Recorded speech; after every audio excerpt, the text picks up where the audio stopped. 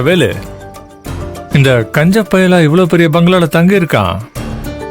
என் கண்ணை என்னாலே நம்ப முடியலடா. ஆமா டாடி, இப்ப அவன் நம்மளை விட உயரத்துல நின்னுக்கிட்டு ரொம்ப திமிரா பேசிட்டு இருக்கான்.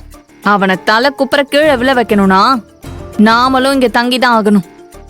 ஆமாங்க. ஏய், நீ பேசாம வாய் மூடிட்டு இருக்கியா? நீ எதுக்காக சொல்றேன்னு எனக்கு தெரியும், கொஞ்சம் இரு. இப்ப செக்யூரிட்டி அங்க நின்னுட்டு இருக்காரு, அவருதான் இந்த பங்களாவோட ஓனரா? இல்லங்க, அவரும் இங்க வாடகைக்கு தான் இருக்காரு. அப்படியா? மேல நின்னு பேசிக்கிட்டு இருக்கிற தோரணைய பார்த்ததும் இந்த பங்களாக்கு ஓனரா இருப்பாரோன்னு நினைச்சேன். வாடகைக்கு தங்கி இருக்கிற ஆள் தானா?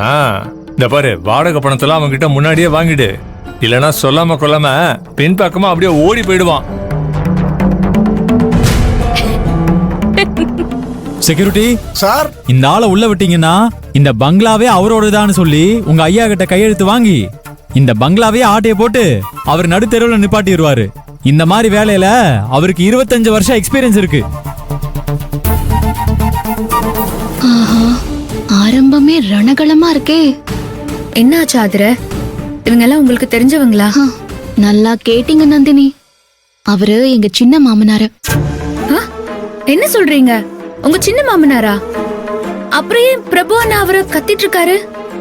அது ரொம்ப பெரிய கதை நந்தினி. சுருக்கமா சொல்லணும்னா, என் ஹஸ்பண்ட் குடும்பத்துக்கும் அவங்க சித்தப்பா குடும்பத்துக்கும் ஆகாது.